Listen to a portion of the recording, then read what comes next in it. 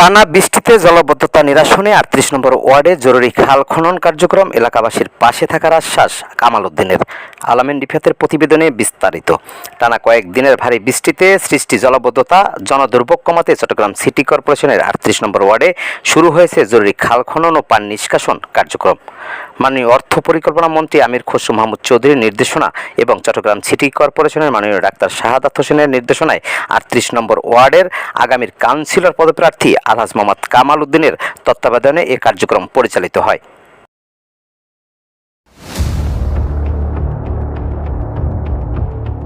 এ সময় তিনি ওয়ার্ডের বিভিন্ন সড়ক, খাল ও জলাবদ্ধতা এলাকাগুলো সরজমিনে পরিদর্শন করেন।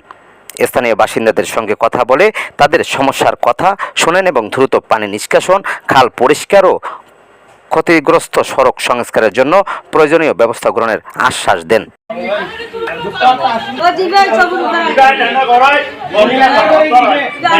এলাকাবাসীর উদ্দেশ্যে আলহাজ মোহাম্মদ কামাল উদ্দিন বলেন, এই ওয়ার্ডের প্রতিটি মানুষের ভোগান্তি আমার নিজের ভোগান্তি। টানা বৃষ্টিতে যারা দুর্ভোগে পড়েছেন তাদের পাশে থাকা আমার নৈতিক দায়িত্ব। ইতিমধ্যে জরুরি ভিত্তিতে খাল খনন ও পানি নিষ্কাশনের কাজ শুরু হয়েছে।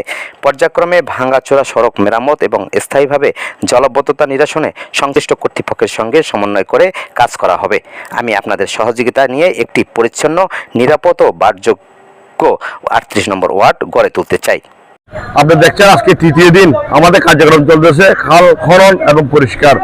মাননীয় অর্থমন্ত্রীর নির্দেশনায় আমির খসরু মাহমুদ চৌধুরীর এবং ডাক্তার শাহাদাত হোসেন চৌধুরী মেয়র, জনতার মেয়র, ওনার দিক নির্দেশনায় আমরা কাজ করেছি। আজকে তৃতীয় দিন চলতেছে।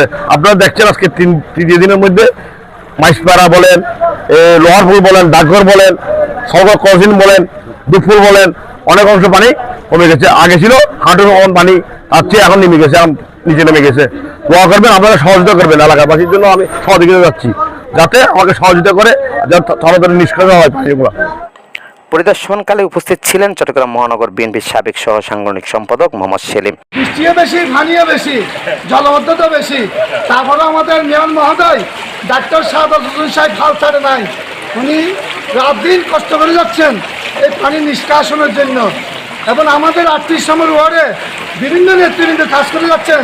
সাথে সাথে আমাদের মহানগর বিএনপির সাবেক স্থানীয় সরকার বিষয়ক সম্পাদক আলহাজ মোহাম্মদ কামাল উদ্দিন, উনি হাল ছাড়েন নাই। উনিও দিন রাত পরিশ্রম করে যাচ্ছেন এই পানি কীভাবে মূল খাল মহাশখালে গিয়ে যাতে শেষ হয়। আমরা বন্দি, আপনি একটু দেখছেন ৩৮ নম্বর ওয়ার্ডের মেইন রোড, যেটাকে স্ট্যান্ড রোড বলা হয়, এই স্ট্যান্ড রোডে এখনও মাইসপাড়া থেকে বাকের আলী ফকিরের ট্যাক দীর্ঘ ১ কিলোমিটার আপনার হাঁটু পরিমাণ পানি।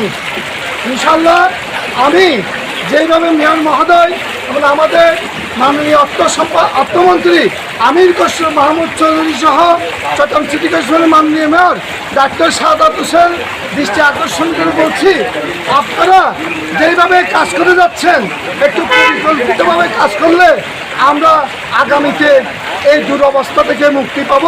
বন্দর থানা ছাত্রদল নেতা আদনান সাকিব, ৩৮ নং ওয়ার্ড স্বেচ্ছাসেবক দলের সদস্য সচিব বাদশা, মহিলা নেত্রী বেবি, ছাত্রদল নেতা তুষার সত্তার, ফরহাদ, রিশাদ সহ দলীয় নেতৃবৃন্দ এবং এলাকার গণ্যমান্য ব্যক্তি ও সাধারণ জনগণ।